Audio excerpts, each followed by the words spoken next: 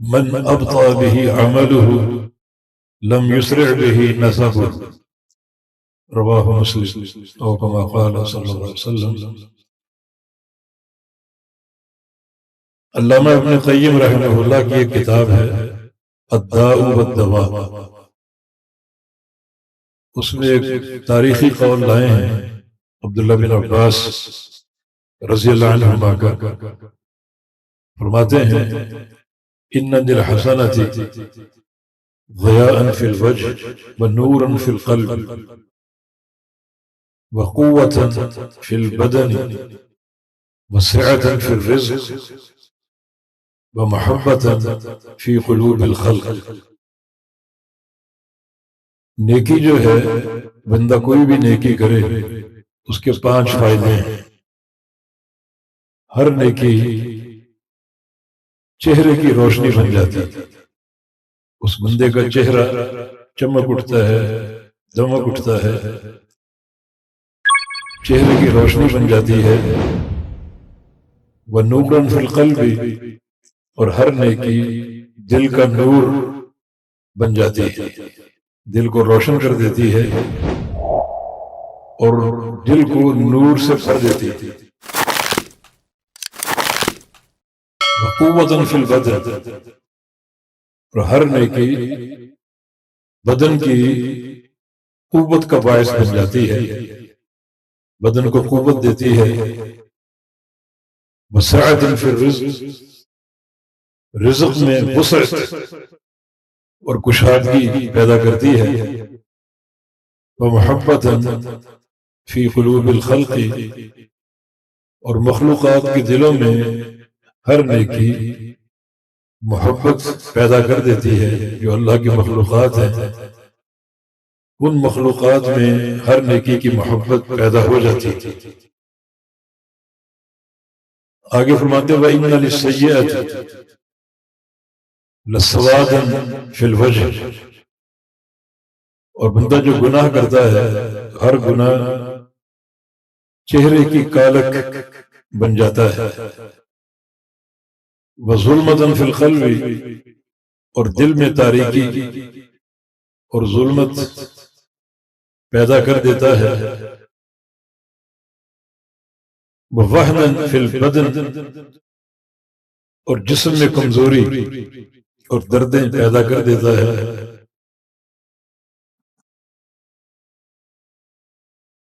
وَضِيقًا فِي الرِّزْقِ، اور رزق میں تنگی پیدا کر دیتا ہے۔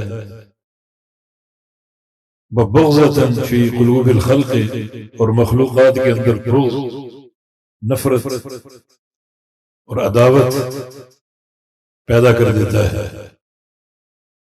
تو یہ نیکی اور گناہ کا ایک فرق جو عبداللہ بن عباس رضی اللہ عنہما کے اس قول سے واضح ہوتا ہے۔ اس فرق کی بعض صورتیں نبی علیہ السلام کے فرامین سے بھی ثابت ہیں۔ صحیح بخاری کی حدیث ہے، رسول اللہ صلی اللہ علیہ وسلم نے ارشاد فرمایا کہ ان اللہ اذا احب عبدا نادى جبریل، ایک بندہ نیک اعمال کرتا ہے اور اللہ کو اس سے محبت ہو جاتی ہے تو اللہ تعالیٰ جبریل امین کو خطاب فرماتا ہے انی احب فلانا فاحبہ، جو فلاں بندہ ہے، فلاں کا بیٹا، مجھے اس سے محبت ہو گئی ہے، تو بھی اس سے محبت کر۔ تو جبریل امین اس سے محبت کرنا شروع کر دیتے ہیں، اور پھر جبریل امین ساتوں آسمانوں کے فرشتوں کو خطاب فرماتے ہیں، اور فرشتوں کو اللہ تعالیٰ کی محبت سے آگاہ کرتے ہیں کہ ان اللہ یحب فلانا فاحبوہ، اللہ تعالیٰ کو فلاں بندے سے محبت ہو گئی، تم بھی اس سے محبت کرو۔ تو ساتوں آسمانوں کے فرشتے اس بندے سے محبت کرنا شروع کر دیتے ہیں اللہ تعالیٰ کی محبت کی وجہ سے، اور فرشتوں کی تعداد کم نہیں ہے، اطت السماء وحق لها ان تئط، فرشتوں کے بوجھ سے آسمان جھکے جا رہے ہیں. جیسے آپ چارپائی پر بیٹھتے ہیں تو ایک چرچراہٹ کی آواز آتی ہے، ساتوں آسمانوں میں یہ آوازیں گونجتی ہیں فرشتوں کے بوجھ کی وجہ سے.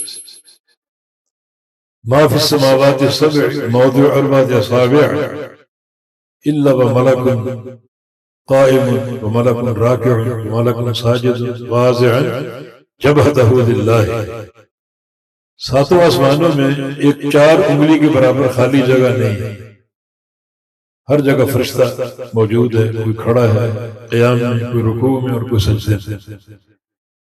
جس فرشتے کو اللہ نے پیدا کرتے ہی قیام میں کھڑا کر دیا وہ قیامت تک قیام میں رہے گا، جس کو پیدا کرتے ہی رکوع میں کھڑا ڈال دیا وہ قیامت تک رکوع میں رہے گا، اور جس کو پیدا کرتے ہی سجدے میں گرا دیا وہ قیامت تک سجدے میں رہے گا.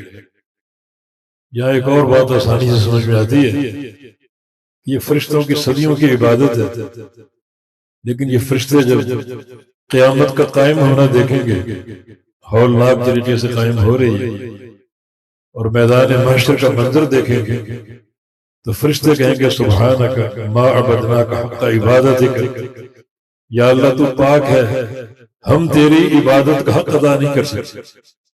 صدیوں کے سجدے، صدیوں کے رکوع، صدیوں کا ذکر ان کے کھاتے میں ہے، لیکن قیامت کی وحشت اور دہشت کو دیکھ کر وہ اپنی زندگی بھر کی نیکیاں حقیر جانیں گے کہ ہم حق ادا کر ہی نہیں سکتے.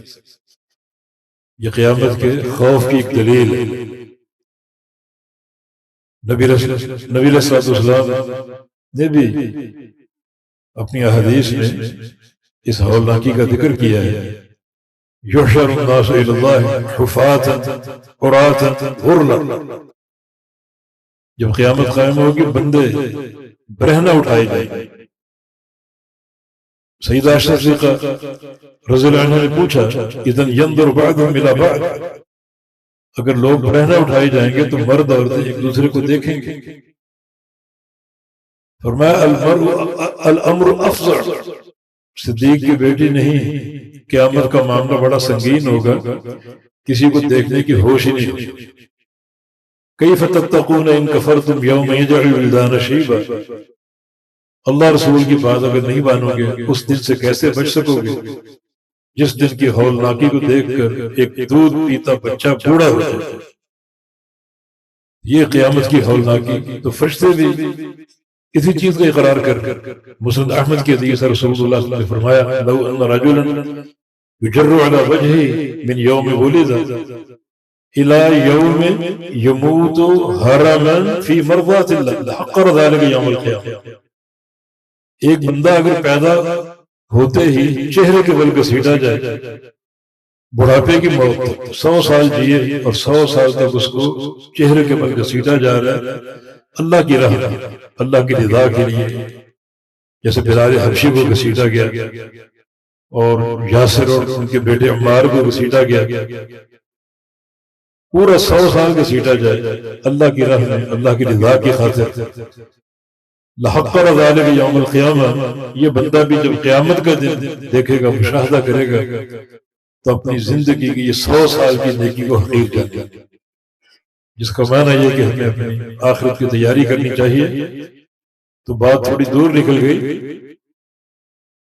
جبریل امین فرشتوں میں اعلان کر رہے ہیں کہ اللہ تعالیٰ کو فلاں بندے سے محبت ہوگی، تم بھی اسے محبت کرتے.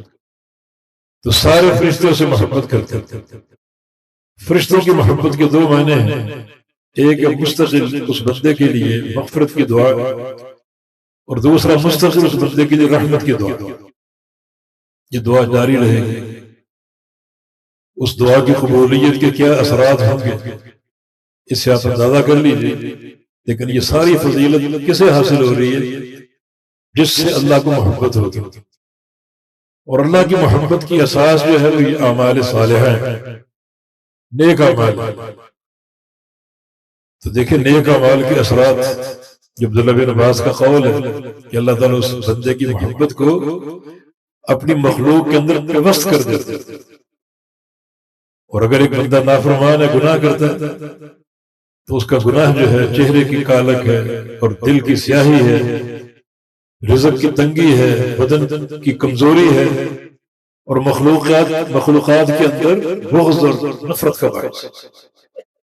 اسی حدیث میں آگے اذا ابغض اللہ عبدا، جب اللہ کسی بندے سے نفرت کرتا، اللہ کو ایک بندے کا بغض ہو تو جبریل کو خبر دیتا ہے، پکارتا ہے، انی ابغض فلانا فابغضه، مجھے فلاں بندے سے بغض ہو گیا، تو بھی اس سے بغض رکھتا ہے، اس کی نفرت اپنے اندر پیدا کر، عداوت پیدا کر اپنے اندر، تو جبریل اس سے بغض رکھتے ہیں، اور پھر ساتواں آسمانوں کے فرشتوں میں اعلان کرتے ہیں کہ ان اللہ یبغض فلانا فابغضوه، اللہ تعالیٰ کو فلاں بندے سے بغض ہو گیا ہے، نفرت ہو گئی ہے، تم بھی سب سے نفرت کرو، تو ساتواں آسمانوں کے فرشتے اس بندے سے بغض رکھتے ہیں۔ اب جو اللہ کا محبوب بندہ ہے اس کے لیے کیا صلہ ہے؟ یوضع قبول فی الارض، اللہ اس کا جو محبت ہے، پیار ہے، وہ زمین پہ اتارتا ہے۔ وہ بندہ عرش مولا پر مشہور ہو چکا، ساتواں آسمانوں میں مشہور ہو چکا، اس کا پیار پھیل چکا، اور اب پیار زمین پہ اترتا ہے، اور زمین میں اس پیار کو، محبت کو گاڑ دیا جاتا ہے، سب اسے محبت کرتے ہیں۔ اور جو بندہ جس سے اللہ کو بغض ہو گیا، ملائکہ کو بغض ہو گیا، توضع له البغضاء فی الارض، تو اس کا بغض اللہ تعالیٰ زمین میں اتارتا، زمین میں گاڑ دیتا۔ یہ محبت اور یہ بغض جس کی اساس نیکی اور گناہ ہے، اور یقیناً کائنات کی ہر شے محبت بھی کرتی اور بغض بھی رکھتی، جیسے نبی علیہ السلام کے حدیث ہے کہ ھذا احد یحبنا ونحبہ، یہ احد پہاڑ ہم سے محبت کرتا ہے، ہم اس سے محبت کرتے ہیں۔ مانا اللہ تعالیٰ جمادات کے اندر بھی محبت اور نفرت پیدا کرنے پر قادر ہے۔ قرب قیامت جب عیسیٰ علیہ السلام آئیں گے اور یہودیوں کو چن چن کر قتل کریں گے، اس وقت بعض یہودی درختوں اور پتھروں کی اوٹ میں چھپیں گے اپنے آپ کو بچانے کے لیے، پتھر بولیں گے، درخت بولیں گے، تعال یا مسلم فإن ورائی یہودی، مسلمان ادھر آؤ، ہمارے پیچھے یہودی چھپاؤ، اس کو قتل کرو آپ۔ یہ پتھر اور جمادات میں، درختوں کے اندر بھی بغض کے جو ہیں وہ آثار موجود ہیں، محبت بھی کرتے ہیں اور نفرت بھی کرتے ہیں۔ وہ تنا اس بات کی دلیل ہے، پیارے پیغمبر جس سے ٹیک لگا کر جمعے کا خطبہ دیا کرتے تھے، ممبر بنا دیا گیا، جب آپ نے پہلا خطبہ ممبر پر دیا، اچانک مسجد نبی سے رونے کی آواز آئی، یہ کون رو رہا ہے، کہاں سے آواز ہے؟ نبی علیہ السلام اس آواز کو بھانپ کے، وہ تنے سے آ رہی تھی جس سے ٹیک لگا کر، سینہ لگا کر پیارے پیغمبر خطبہ دیا کرتے تھے۔ نبی علیہ السلام کی دوری کو برداشت نہ کر سکا، اس کے ساتھ ٹیک لگا کے جب قرآن پڑھتے تھے، اس قرآن سے فراق برداشت نہ کر سکا، رو پڑا۔ آپ پھر نیچے اترے، اس درخت کو، تنے کو اپنے سینے سے لگایا، تھپکی دی، آہستہ آہستہ ہاتھ پھیرا، اور وہ یوں چپ ہوا جیسے بچہ روتے روتے چپ ہوتا۔ تو جمادات میں بھی یہ شعور موجود ہے، اللہ نے یہ شعور پیدا کرتا ہے۔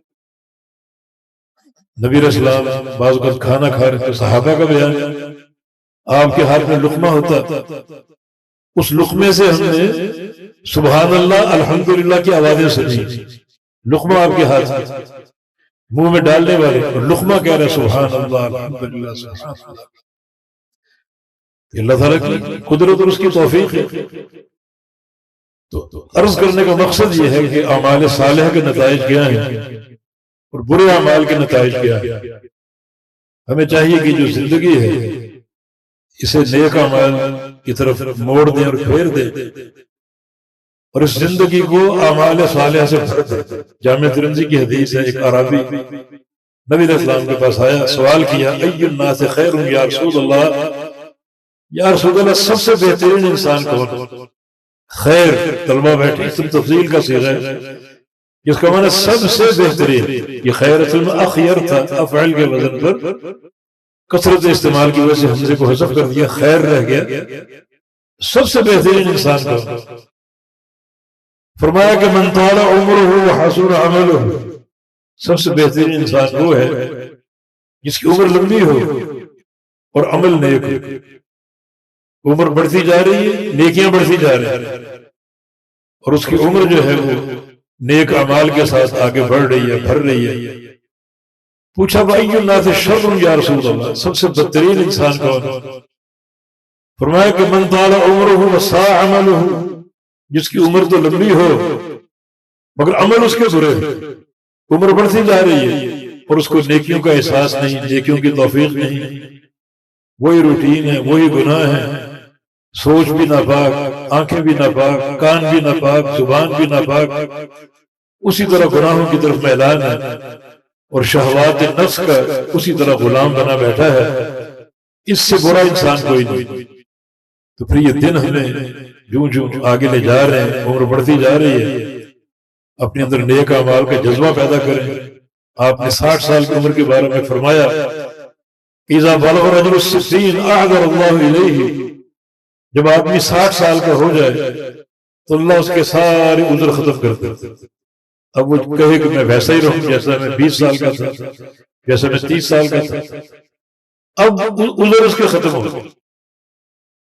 اب گناہ کرے گا، شدید ترین عذاب پائے گا، نظروں کا استعمال غلط کرے گا، کانوں کا استعمال غلط کرے گا، آنکھوں کا استعمال غلط کرے گا، دل کی سوچ اس کی پراگندہ ہوگی، اب اس کا عذر قابل قبول نہیں۔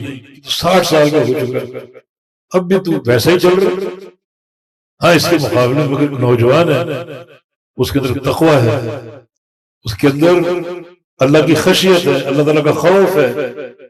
نبی علیہ السلام کی حدیث ہے کہ یعجب ربنا من شاب لیست له صبوہ، اللہ تعجب کرتا ہے اس نوجوان پر جس کے اندر نفس کی خواہشات کا میلان نہ ہو۔ نوجوان ہے، جوانی کی عمر، طغیانی کی عمر، اور نفس کی خواہشات کی طرف کوئی میلان، کوئی رغبت نہیں۔ آنکھیں اس کی بالکل پاکیزہ، جھکا کے رکھتا ہے، کان اس کے بالکل پاکیزہ، کوئی فحش چیز نہیں سنتا، زبان اس کی بالکل پاکیزہ، کوئی فحش کوئی نہیں کرتا، اور دل اس کا بالکل پاکیزہ، اس کی سوچ بڑی اچھی ہے۔ اللہ تعجب کرتا ہے اس نوجوان۔ اللہ کا تعجب کرنا کوئی معمولی بات نہیں ہے، بہت بڑی فضیلت اور شرف کی بات ہے۔ تعجب ہم بھی کرتے ہیں، اللہ بھی کرتا ہے، اللہ کی صفت ہمارے اس پر ایمان ہے، لیکن اس کا تعجب کرنا کیسا ہے یہ معلوم نہیں۔ ہمارا تعجب کرنا جہل پر، عدم علم پر۔ ہمیں تعجب ہوتا ہے جب کسی چیز کی حقیقت کا علم نہ ہو، تب تعجب کرتے ہیں، حیرت۔ اللہ کا تعجب کرنا عدم علم پر نہیں ہے، ہر شے کو اس کے علم نے گھیرا ہوا، اس کا تعجب کرنا کیسا جیسا اس کے لائق ہے۔ لیکن شرف بہت بڑا ہے کہ اللہ اس نوجوان پر تعجب کرتا ہے، اور یہ تعجب ایک حدیث میں عقیدہ توحید سے بھی مربوط ہے۔ نبی علیہ السلام کے نیچے کہ یعجب ربنا من رجل یقول رب اغفر لی ذنوبی انہ لا یغفر ذنوب غیرک۔ اللہ اس نوجوان پر تعجب کرتا ہے جو یہ کہتا ہے کہ اے اللہ میرے گناہوں کو معاف کر دے، تیرے علاوہ گناہوں کو معاف کرنے والا کوئی نہیں۔ دیکھو یہ بندہ گناہ کرتا ہے، کیا اس کا عقیدہ ہے؟ آج تو جب کہتے ہیں نا گناہ بخشوانے فلاں درگاہ پہ چلو، فلاں آستانے پہ چلو، اور فلاں قبر پہ چلو، نہیں، ٹھوس عقیدہ اس کا، اللہ کے سوا کوئی گناہ کو بخشنے والا نہیں ہے۔ اس عقیدے کا اظہار کر کہ یا اللہ میرے گناہ معاف فرما دے، تیرے علاوہ کوئی گناہوں کو معاف کرنے والا نہیں ہے۔ تو بندے کے اس عقیدے پر اللہ تعجب کرتا ہے، اس کی پختہ توحید پر، ٹھوس توحید پر، کہ گناہ بھی کرتا ہے اور اس چیز کا ادراک ہے کہ اللہ کے علاوہ گناہوں کو معاف کرنے والا کوئی نہیں۔ سید الاستغفار میں یہی پیغام ہے۔ تو بڑا یہ عظیم عقیدہ ہے، بندے کی جس قدر پختہ توحید ہوگی اتنا وہ اللہ کے مقربین میں شامل ہوگا، اتنا اللہ کا پیارا اور محبوب ہوگا۔ تو بات اعمال صالح کی ہو رہی ہے۔ یہ عمل صالح جو ہے یہ دنیا کی کامیابی اور ہر مرحلے کی کامیابی کی ضمانت ہے۔ دو چھوٹے چھوٹے واقعے ذہن میں آ رہے ہیں دنیا کے تعلق سے۔ ایک تو موسیٰ علیہ السلام اور خضر علیہ السلام کا واقعہ، ان کا سفر معروف ہے، گزر رہے تھے تو ایک قوم سے ضیافت طلب کی، بھوک لگی ہوئی تھی۔ قوم سے ضیافت طلب کی کہ ہمیں کھانا کھلا دو، قوم نے انکار کر دیا، واپس آ گیا۔ ایک دیوار دیکھی گرنے والی کمزور، تو خضر علیہ السلام نے کہا چلو اس دیوار کو بنا دے مضبوط کر کر۔ دونوں دیوار بنا، ایک اللہ کا نبی اور ایک اللہ کا ولی، اور بعض علماء ان کو بھی نبی قرار دیتے، دیوار بنا رہے ہیں، دیوار بن گئی، مضبوط ہو گئی۔ موسیٰ علیہ السلام بھوک سے نڈال، فرمایا کہ اب تو ہم نے ان کی مزدوری بھی کر دی، اب تو کھانا ان کو کھلانا چاہیے، ان سے ہم طلب کریں جا کر۔ خضر نے کہا کہ نہیں، آپ اس دیوار کے رمز کو نہیں جانتے، بتائیں گے آپ۔ پھر کیا بتایا؟ اما الجدار فکان لغلامین یتیمین فی المدینہ، یہ دیوار اس شہر کے دو یتیم بچوں کی دیوار ہے، دو یتیم کمزور ناتواں بچے، ان کی دیوار ہے۔ اور وکان تحت کنز لہم، اس دیوار کے نیچے ان کا خزانہ ہے۔ جب ان کا باپ دنیا سے گیا، بچے چھوٹے تھے، اگر چھوڑ جاتا تو اوباش اس خزانے پر قبضہ کر لیتے، تو وہ دیوار کے نیچے اپنے خزانے کو دفن کر کے دنیا سے گیا۔ اگر وہ دیوار گر جاتی، خزانہ کھل جاتا، لٹیرے لوٹ لیتے اور بچے بیچارے محروم ہو جاتے۔ تو پھر فَأَرَادَ رَبُّكَ أَن يَبْلُغَ أَشُدَّهُمْ وَيَسْتَخْرِجَ كَنزَهُمْ، تیرے رب کا فیصلہ، ارادہ کہ یہ بچے جب طاقتور ہو جائیں، جوان ہو جائیں، اپنا خزانہ سنبھالنے کے قابل ہو جائیں، پھر خزانہ ان کو ملے، پھر نکالیں۔ اور اس سارے قصے کا سبب کیا ہے؟ یہ دو نیک ہستیاں دیوار بنا رہی ہیں، کیوں؟ خزانے کی حفاظت کر رہی ہیں، کیوں؟ قرآن نے اس کا سبب بیان کیا، وَكَانَ أَبُوهُمَا صَالِحًا، ان کا باپ نیک تھے۔ باپ کی نیکی، نیک اعمال اولادوں کے کام آ رہے ہیں۔ نیکی جو ہے اس کا سلسلہ متعدی ہوتا ہے، بندہ دنیا سے چلا جاتا ہے اور اس کے اثرات جو ہیں وہ اولادوں تک پہنچتے ہیں، بیٹوں تک، پوتوں پڑپوتوں اور مردوں عورتوں تک پہنچتے ہیں۔ باپ کی نیکی، نیک اعمال، اس کا صلہ بڑا متعدی ہے اور آگے پہنچتا ہے، لواحقین کو حاصل ہوتا ہے۔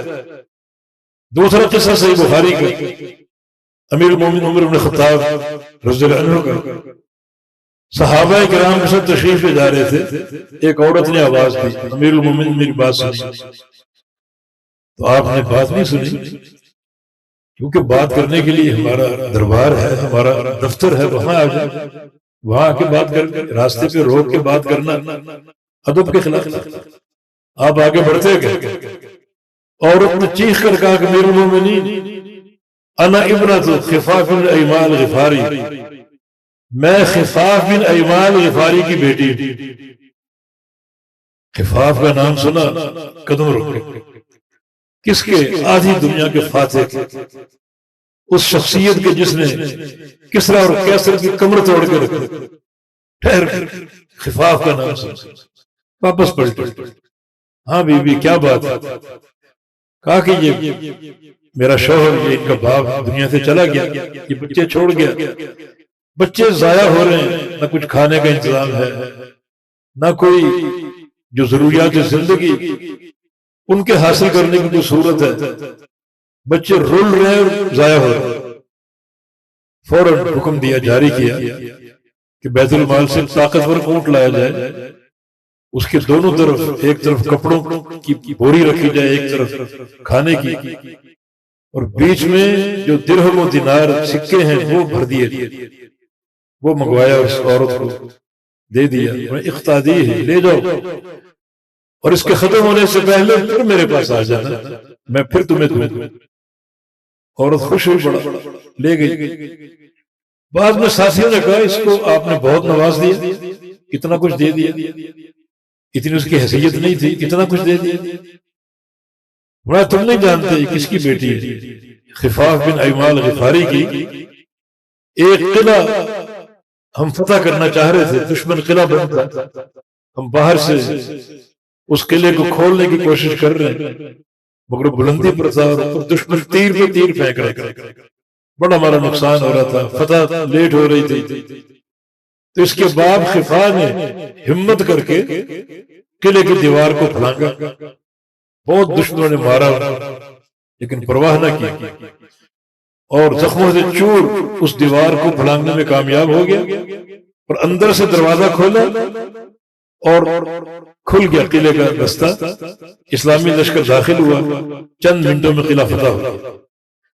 اس قلعے کی فتح میں سارا کردار اس کے باپ، یہ باپ کی عظیم نیکی دیکھیں، اولادوں کے کام آ رہی ہے، بیٹی کے کام آ رہی، بیٹی کی اولادوں کے کام آ رہی، تو نیکی کا معاملہ بڑا عظیم ہے۔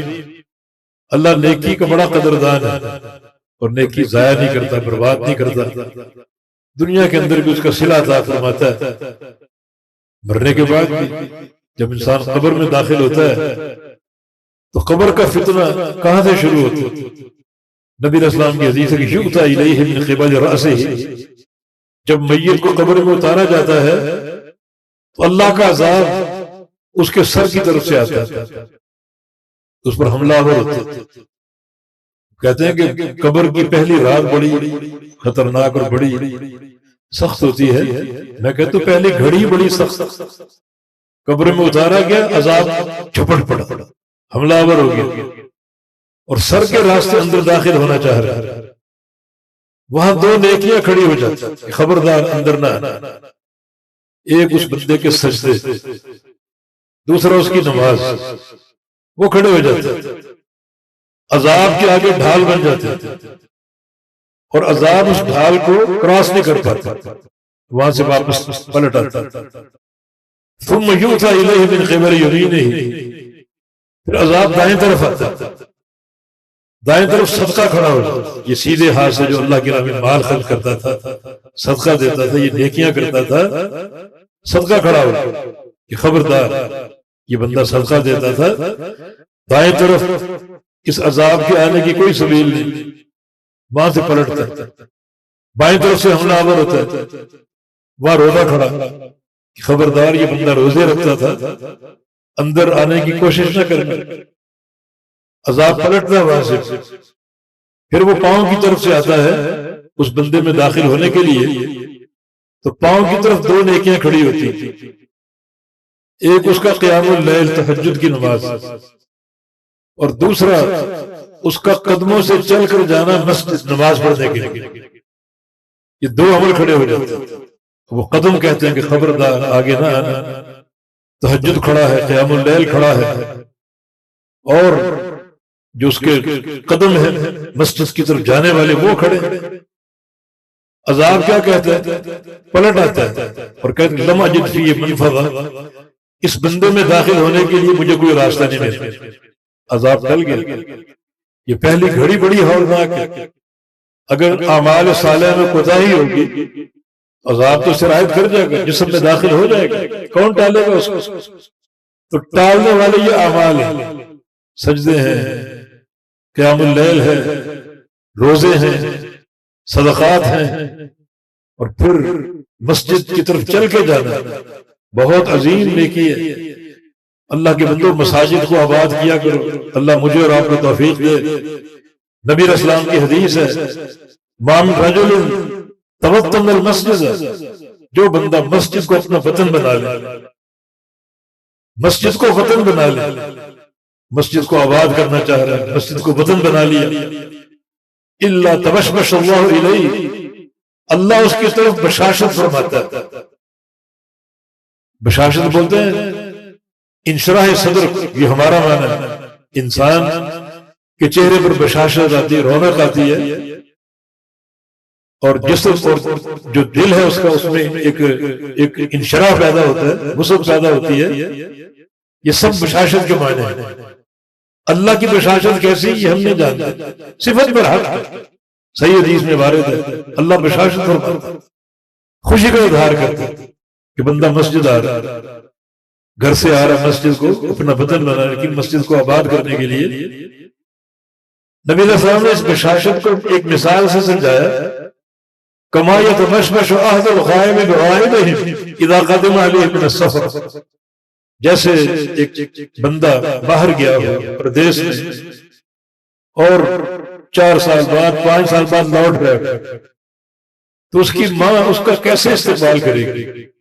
اس کی ماں کی بشارت زمین پر رکھے گا، اللہ اس ٹکے قدم کے بدلے اس کے ایک گناہ کو معاف کر دے گا. جتنا وہ قدم چلے گا اتنے درجات میں بلند ہو رہے ہیں اور گناہ بھی معاف ہو. اور اگر یہ قدم جمعے کے دن جمعہ پڑھنے کے لیے، تو نبی علیہ السلام کی حدیث ہے ہر قدم کے بدلے 1 سال کی نیکیوں کا ثواب ہے.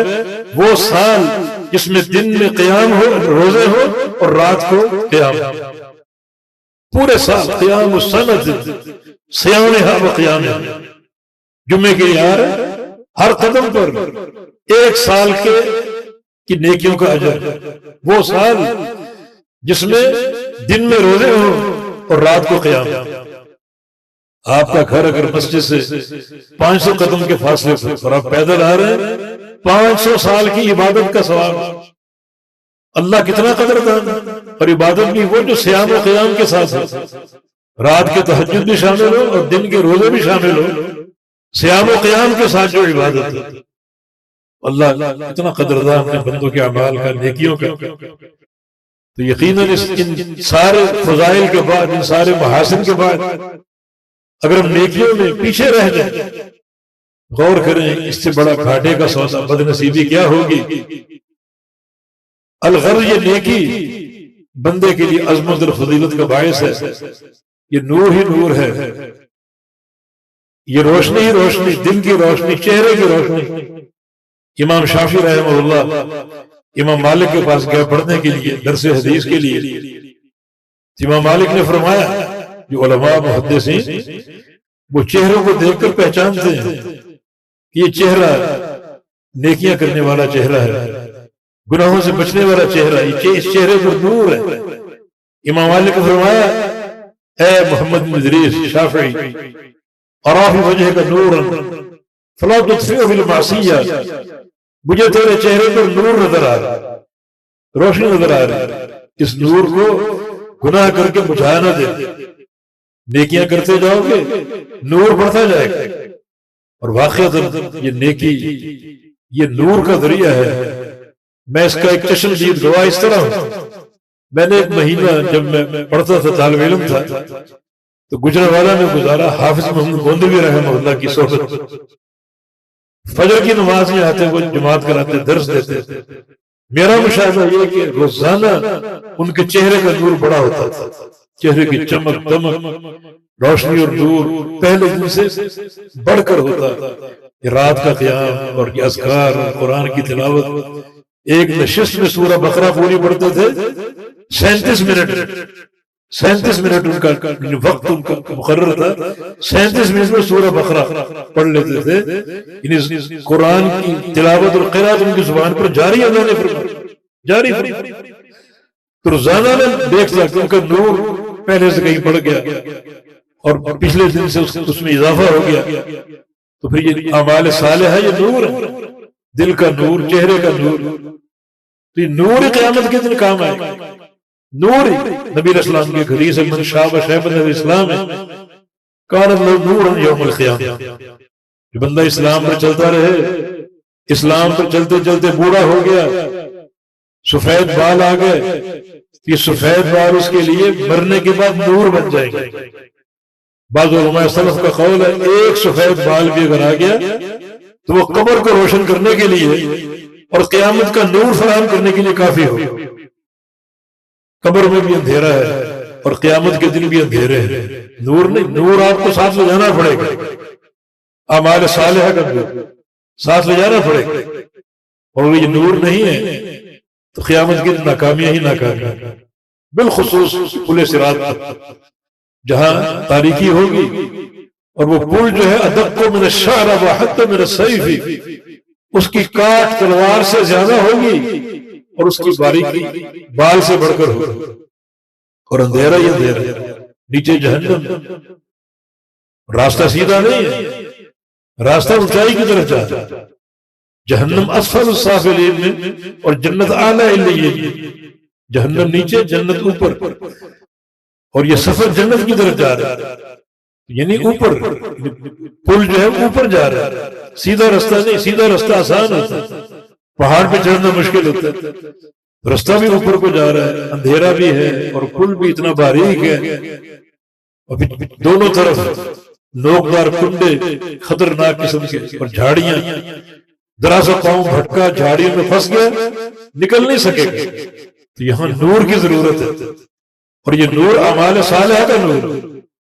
نبی رسول دو چیزوں کو جوڑ دیں تو معنی پر واضح ہو جائے گا.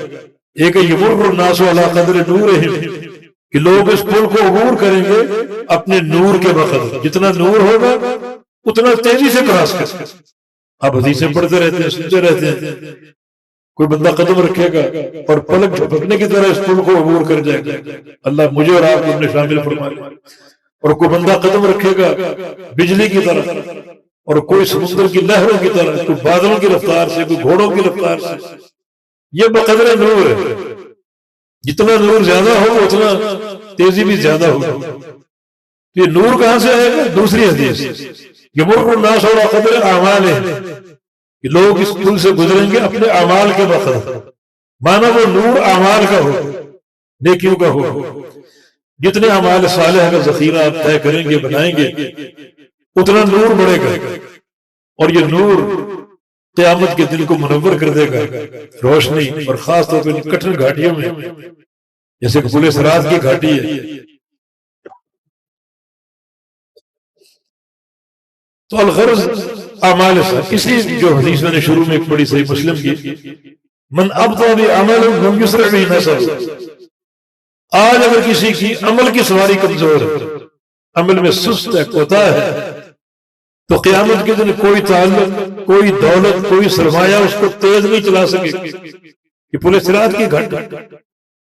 بعض لوگوں کا پل صراط پر چلنا مذکور ہے حدیث میں، یعنی چل نہیں سکیں گے، کبھی پھسلیں گے، کبھی گریں گے، کبھی سنبھلیں گے. کچھ لوگ تو کھڑے نہیں ہو پائیں. اتنی اعمال کی کمزوری کہ کھڑے نہیں ہو پائے. جیسے بچہ زمین پر چلتا ہے رگڑ رگڑ کر، اس طرح چلے گا. اور کتنی مدتوں کے بعد بھی اس پل کو عبور کرنے میں کامیاب ہوں گے اگر توحید کی اساس، اگر توحید کی بنیاد. تو اعمال صالحہ کی ضرورت ہے. اعمال صالحہ ہے کیا؟ عمل صالح کے کچھ قواعد ہیں. بس دو تین باتیں عرض کرنی ہے. ایک یہ کہ عمل صالح کی اساس تین چیزیں اپنے اندر تیار کریں. ایک ہے توحید. اللہ تعالیٰ توحید کے بغیر کوئی نیکی قبول نہیں کرے. وَلَقَدْ أُوحِيَ إِلَيْكَ وَإِلَى الَّذِينَ مِن قَبْلِكَ إِنْ أَشْرَكْتَ لَيَحْبَطَنَّ عَمَلُكَ. یہ خطاب اللہ کے حبیب سے، اللہ اپنے نبی سے مخاطب. نبی کون ہے؟ حبیب اللہ ہے، خلیل اللہ ہے، سید ولد آدم ہے، امام الانبیاء اور قائد الغر المحجلین. وہ نبی ہے. اللہ فرما رہا ہے کہ اگر تو نے بھی شرک کر لیا تیرے بھی سارے اعمال برباد کر دیں. میں کسی کی محبت سے مجبور نہیں ہوں، نہ کسی کا لاڈ اور پیار. اس بنا پر میں اس کو قاعدے کے بغیر معاف کر دوں. قاعدہ اصل توحید کے، توحید کی اساس ضروری. آپ نے بھی شرک کر لیا سارے اعمال برباد ہو جائیں، سب نیکیاں برباد ہو جائیں. تو اعمال صالح سے قبل کیا ہے؟ فہم توحید. توحید کو سمجھنا اور پہچاننا. فہم توحید کیا ہے؟ کوئی مشکل نہیں. نبی علیہ السلام کی ایک حدیث ہے صحیح مسلم میں، من مات وهو يعلم انه لا اله الا الله دخل الجنة. جس بندے کی موت لا الہ الا اللہ کے علم پر ہے، تلفظ پر نہیں، خالی زبان کے بول پر نہیں، موت اس طرح ہے کہ اس کو اس کلمے کا علم ہو، وہ یقیناً جنت میں جائے گا. جنت میں داخلے کی دو صورتیں ہیں. یا تو اللہ کو اس کی توحید ایسی پسند آ گئی، اس کلمے کا فہم ایسا پسند آ گیا کہ اس کی مشیت نے اسے بغیر حساب کے جنت میں داخلہ دے دی، گناہ بھی معاف کر دی. یا پھر بعض اوقات گناہ سنگین ہوتے ہیں، اللہ تعالیٰ سزا دے دے، مگر وہ جہنم میں ہمیشہ نہیں رہے گا. اس کی توحید اس کو نکالے گی جہنم سے اور جنت میں داخل کروائے گی توحید.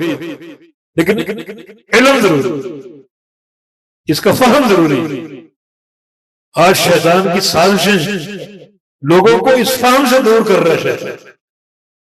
سفیان ثوری رحمہ اللہ بہت بڑے محدث، ان کا ایک قول ہے لیس شیء اقطع لظہر ابلیس من قول لا الہ الا اللہ، بندہ جو ذکر کرتا ہے سب سے زیادہ جو ذکر ابلیس کی کمر توڑ کے رکھ دیتا ہے وہ لا الہ الا اللہ، لا الہ الا اللہ پر ابلیس کی کمر ٹوٹ جاتی ہے، لیکن فہم کے ساتھ بغیر فہم کے تو نہیں۔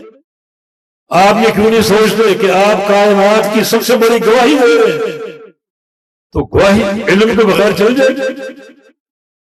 آپ اللہ کے بندے ہیں، اشرف المخلوقات ہیں، کچھ جانور یا طوطے نہیں ہیں۔ طوطا چوری چوری چوری کرتا رہتا ہے، چوری کے ڈھیر لگے ہو، اس کی بلا سے کیا چیز پتہ ہی نہیں، صرف ایک زبان کا نطق ہے۔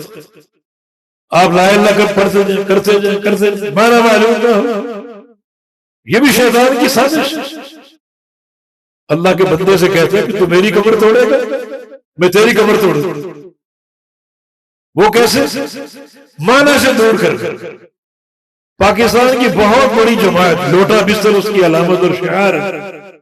اس کلمے کا معنی کیا کرتے ہیں؟ لا الہ الا اللہ، سب کچھ اللہ سے ہونے کا یقین اور غیر اللہ سے کچھ نہ ہونے کا یقین۔ تبلیغی جماعت سب کچھ اللہ سے ہونے کا یقین اور غیر اللہ سے کچھ نہ ہونے کا یقین۔ یہ کلمے کا معنی نہیں، یہ کلمہ اساس ہے توحید الوہیت کی، جس کا معنی یہ کہ اللہ کے لیے بندے کا جو بھی فعل ہو وہ عقیدہ توحید کی اساس پر ہو۔ بندے کے افعال کیا ہیں؟ سجدہ کرنا، قیام کرنا، رکوع کرنا، نمازیں پڑھنا، حج کرنا، عمرہ کرنا، جہاد کرنا، صدقات دینا، یہ بندے کے افعال۔ یہ افعال نیچے سے اوپر جاتے ہیں اور یہ توحید الوہیت کا مرقع ہے، یہ توحید الوہیت ہے۔ بندہ جو عمل انجام دے رہا اللہ کے لیے وہ توحید الوہیت ہے، بالکل اللہ کے لیے خالص ہو، اس میں ایک ذرے کے برابر کسی کی ملاوٹ نہ ہو، کسی کی شراکت نہ ہو۔ توحید الوہیت اوپر سے نیچے آتی ہے، الوہیت نیچے سے اوپر جاتی ہے۔ توحید الوہیت کیا ہے؟ اللہ کے افعال، اللہ اپنا تعارف کراتا ہے۔ توحید ربوبیت کا ایک معنی یہ ہے اخبار اللہ نفسہ ہی، اللہ کا خبر دینا اپنی ذات کے بارے میں۔ کتنے لوگ مانتے ہیں اللہ خبر دیتا ہے میں خالق ہوں، کوئی اور خالق نہیں ہے؟ بندے مانتے ہیں نہیں، فلاں بھی خالق ہے، فلاں بھی خالق ہے، فلاں بھی خالق ہے۔ میں رازق ہوں، اور کوئی رازق نہیں ہے؟ نہیں، فلاں داتا ہے، فلاں خزانے دیتا ہے، فلاں رزق دیتا ہے۔ کوئی ہے بندہ شریف ماننے والا توحید کو؟ میں عالم الغیب اور کوئی عالم الغیب نہیں، نبی بھی غیب جانتے ہیں، ولی بھی غیب جانتے ہیں۔ کوئی ہے اللہ کی خبر کو ماننے والا؟ یہ سب توحید ربوبیت ہے۔ میں مشکلات کو دور کرنے والا ہوں، نہیں علی مشکل کو شک تو مانتا ہے اس توحید؟ علی مشکل کو کون علی؟ وہ علی کو جماعت کرا رہا ہے اور پیچھے قاتل کھڑا اس کا۔ علم تھا کہ ملک پر حملہ آنے والا، اپنی تکلیف کو نہ اس کو ادراک ہے، نہ معرفت ہے، نہ اس کو ظاہر کرنے کی کوئی اساس ہے، قاتل پیچھے کھڑا، علم نہیں، ہم اس کو مشکل کشا مانتے۔ توحید میں پوری طرح درار اور بگاڑ پیدا کر کے رکھ دیا گیا۔ ایسے بندے ہر سال حج کریں، عمرے کریں، نمازیں پڑھیں، روزے رکھیں، کوئی نیکی قابل قبول نہیں۔ لا الہ الا اللہ کا معنی بڑا آسان ہے، دو جملے ہیں، ایک لا الہ ایک الا اللہ۔ لا الہ جملہ نفی، الا اللہ جملہ اثبات۔ لا الہ ایک چیز کی نفی کر رہا ہے، ایک چیز کا انکار کر رہا ہے، الا اللہ چیز کو ثابت کر۔ لا الہ جس چیز کا انکار کر رہا ہے اس کو انکار مان لو، الا اللہ جس چیز کو ثابت کر رہا ہے اس کا اثبات مان لو۔ لا الہ نفی مطلق ہے، کوئی الہ نہیں، کوئی الہ نہ آسمانوں میں نہ زمینوں میں، نہ کوئی زندہ نہ کوئی مردہ، نہ زمین کے اوپر نہ زمین کے اندر، نہ کوئی بغداد میں نہ کوئی اجمیر میں نہ کوئی گوڑا اور لاہور میں، کوئی الہ نہیں، نفی مطلق ہے۔ الا اللہ اس بات مقید، صرف ایک ذات الہ، ایک ذات، وہ ذات اللہ رب العزت کی۔ نفی مطلق مان لو، اس بات مقید مان لو، یہ معنی ہے لا الہ الا اللہ کا. جو بندہ دنیا سے نکلے اس معنی کو جانتے ہوئے، اس معنی کے فہم کے ساتھ، وہ یقیناً جنت میں جائے گا. کوئی نطق کا کلمہ نہیں.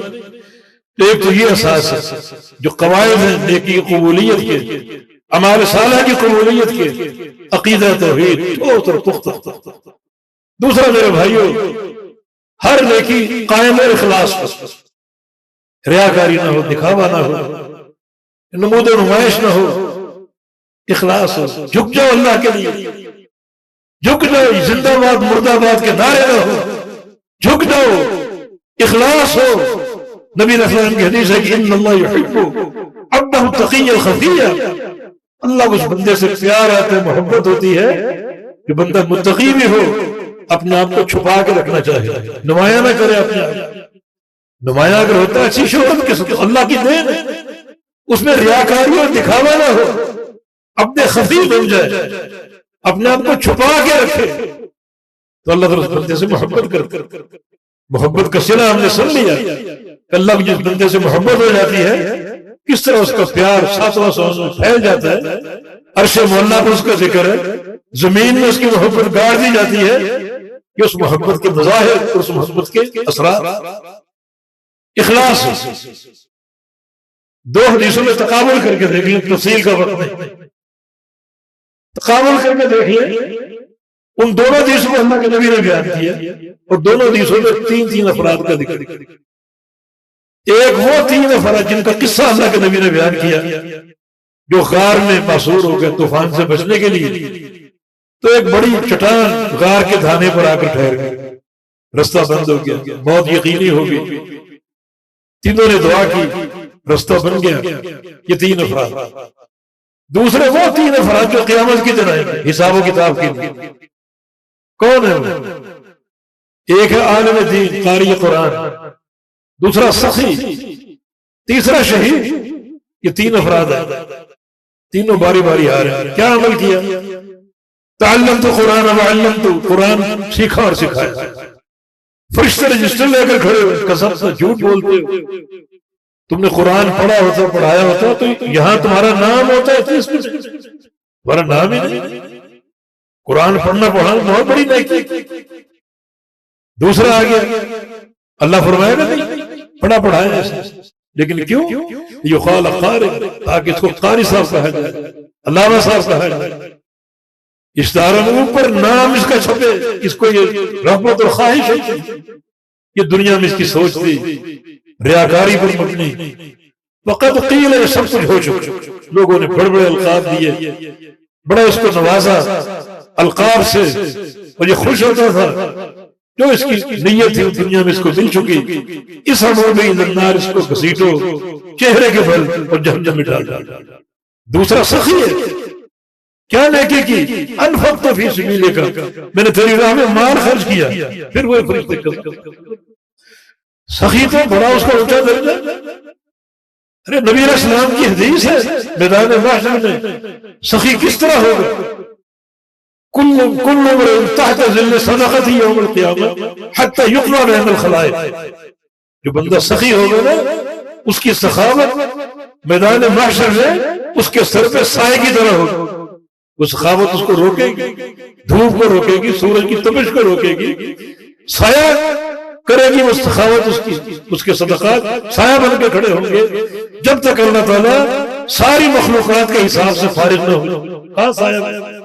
اگر تو سخی تھا وہ سایہ کہاں ہے؟ اس لسٹ میں تمہارا نام نہیں. کہاں ہے تمہارا نام؟ قسم تھا جھوٹ. اللہ فرمائے گا نہیں، اس نے سخاوت کی تھی، مگر کس لیے؟ دنیا کو دکھانے کے لیے، اپنے سخی ہونے کی شہرت کے لیے. نمودر اس کی چاہت ہوتی تھی میری گاڑی رکے، فقراء مساکین کا تانتا بن جائے، دنیا دیکھے کہ بڑا سخی حاتم طائی کھڑا ہے. سب کچھ ہو گیا، اس امر میں اس کو پکڑ لو، چہرے کے لوگ گھسیٹو اور جہنم میں ڈال. تیسرا شہید آئے گا. تم نے کہا نہیں کی قاتلت فی سبیل اللہ حتی قتلت، تیری راہ میں جہاد کی حتیٰ کہ اپنی جان میں نے خرچ کر دی، سارا خون بہا دیا. شہید. فرشتے کہیں کہ قسم تا جھوٹ بولتے ہو، تمہارا یہاں نام ہے، تم کیسے شہید ہو؟ یشفع فی 70 من اقاربہ، شہید کا وہ شخصیت ہے جس کی شفاعت پر 70 افراد بخشے جائے۔ تمہاری کامیابی کوئی صورت ہی نظر نہیں آئی۔ اللہ فرمائے گا نہیں، میدان جنگ میں گیا تھا، لڑا تھا، زخمی بھی ہوا، جان بھی قربان کر دی، لیکن یقال شجاع، تاکہ بہادری کے چرچے ہوں، اور ہو چکے، بڑے گیت کہے گئے، بڑے نغمے گائے گئے، اس کی شجاعت کی دھوم مچ گئی، یہ اس کی چاہت تھی، سب کچھ حاصل ہو گئی، آج اس کے لیے کچھ۔ یہ 3 افراد زندگی بھر پیش کر، قاری قرآن پوری زندگی کا عمل قرآن پڑھنے پڑھانے کا، سخی پوری زندگی کی سخاوتوں کو لے کر بیٹھا پیش کر رہا ہے، اور شہید پوری زندگی کے جہاد کو پیش کر رہا ہے۔ یہ 3 افراد، ادھر وہ 3 افراد ہیں جو غار میں گئے اور چن کر ایک نیکی کا وسیلہ اللہ کو پیش کیا۔ پوری زندگی تینوں نے دعا کی، ایک نیکی یاد کر، یا اللہ یہ ایک نیکی ہے، اگر یہ تیری رضا کے لیے خالص، ہمیں یہاں سے نجات دے۔ دعا کر کے فارغ ہو، پتھر سرک گیا، دوسرے نے دعا کی، پتھر اور سرک گیا، تیسرے نے دعا کی، پتھر اور سرک گیا۔ ایک نیکی پیش کی، مگر نیکی کی بنیاد کیا تھی؟ بنیاد یہی تھی، اللہم ان کنت فاعل ذلک ابتغاء مرضاتک فافرج عنا ما نحن فیہ۔ جس نیکی کا وسیلہ پیش کر رہے، اگر یہ تیری رضا کے لیے خالص تھی، ریاکاری سے پاک تھی، ہمیں یہاں سے راستہ تھا۔ ایک نیکی مگر مبنی پر اخلاص تھی، راستہ بن گیا۔ تینوں غار سے باہر آ کر صحیح سال، بلکہ ایک روایت کے بعد تقطعت الصخر، چٹان کے ریزے ریزے ہو، اخلاص کی قوت ہے، چٹان ریزہ ریزہ ہو گئی، بکھر گئی، راستہ بن۔ یہ بھی ایک قبول عمل کی بنیاد، قبول عمل کی، اور اخلاص نہ ہو، ریاکاری ہو، اس کو شرک قرار دیا گیا۔ من تصدق یرائی فقد اشرک، دکھاوے کا صدقہ شرک ہے۔ من صلی یرائی فقد اشرک، دکھاوے کی نماز شرک ہے۔ اور من صام یرائی فقد اشرک، دکھاوے کا روزہ شرک ہے۔ اس کو شرک سے جوڑا گیا، اس کو اخفى من دبیب النمل کہا گیا کہ چونٹی کی جو آہٹ ہوتی ہے اس سے بھی زیادہ شرک کی پوشیدہ آہٹ ہوتی ہے۔ یہ دوسری اساس ہے قبول عمل کے لیے۔ اور تیسری اساس جو ہے وہ عمل کا مطابق ہونا، نبی علیہ السلام کے طریقے اور آپ کی سنت۔ آپ اسوہ حسنہ ہیں، امت کے لیے نمونہ اور آئیڈیل ہیں۔ جو نیکی کرو وہ پیغمبر اسلام کے طریقے کے مطابق ہونی چاہیے، تب وہ قابل قبول۔ من عمل عملا لیس علیہ امرنا فہو رد، جو بندہ کو نیکی کرے اس پر میرا ٹھپا نہ ہو، مردود۔ یعنی اہمیت ٹھپے کی، ورنہ عمل کرنے والے بہت ہیں، ٹھپا اگر نہ ہو۔ پھر ایک مثال ذہن میں آ گئی، وہ بھی 3 صحابہ اللہ کے نبی کے گھر آئے معلوم کرنے کے لیے قیام اللیل آپ کا بتایا گیا۔ انہوں نے آپ کے قیام کو تھوڑا سا، اور تینوں نے عزم کیا کہ ہم ایک ایک نیکی طے کر لیتے ہیں، وہ ہم کریں گے زندگی بھر۔ ایک نے کہا کہ میں جب تک زندہ ہوں روزے رکھوں گا، نفلی روزے، اور کبھی ناغہ نہیں کروں گا، 40 سال جیوں، 50 سال جیوں، مستقل روزے۔ دوسرے نے کہا میں جب تک زندہ ہوں رات کا قیام کروں گا، 40 سال عمر ہو، 50 سال، ایک لمحہ ایک منٹ بھی رات کو سو گا نہیں، پوری رات مصلی کی پشت پر سوار رہا۔ اور تیسرے نے کہا میں اپنا گھر بار چھوڑ، یہ بیویاں بچے کون جھمیلوں میں پڑے، مسجد کا اعتکاف کر لوں گا جتنا بھی میرا وقت ہے، 30 سال ہو، 50 سال ہو۔ تینوں نے عزم کر لیا۔ عزم بڑا خوبصورت۔ نبی الحمد تشریف لے، سیدہ عائشہ صدیقہ نے بتایا کہ فلاں فلاں فلاں آئے تھے، بڑے متقی، وہ کسی مذہب کے پیروکار نہیں تھے، کسی مذہب کے پیروکار نہیں تھے، کسی مسلک کی چھاپ نہیں تھی، وہ نبی علیہ السلام کی مخلص صحابہ۔ یہ عمل کا تعین کر لیا، تینوں کو بلا لیا۔ تم نے یہ کہا زمانے بھر کے روزے، جی ہاں۔ تم نے عمر بھر کے قیام اللیل کا ذکر کیا، ہاں عزم کر لیا۔ تم نے عمر بھر کے مسجد کے اعتکاف کی جو ہے وہ عزم کر لیا، ہاں۔ میرا طریقہ معلوم نہیں، میں رات کو سوتا بھی ہوں، جاگتا بھی، روزے رکھتا بھی ہوں، ناغہ بھی کرتا ہوں۔ ہر وقت مسجد میں نہیں، مسجد جاتا ہوں، گھر جاتا ہوں، میرے کنبہ ہے، فیملی ہے، کچھ وقت اللہ کے گھر میں، کچھ وقت اپنے گھر میں، یہ معلوم نہیں تھا، یہ معلوم. پھر میرے طریقے سے اعراض کیا، من رغب عن سنتی فلیس منی، میرے طریقے کو چھوڑ دیا، اپنے طریقے کو اپنا لیا تم نے، عمر بھر کے روزے رکھ لیے، عمر بھر کی شب بیداری کر لی، عمر بھر کی مسجد کا اعتکاف کر لیا، میرے دین سے بھی خارج ہو، میری امت سے بھی خارج ہو. نیکی کیا نیکی؟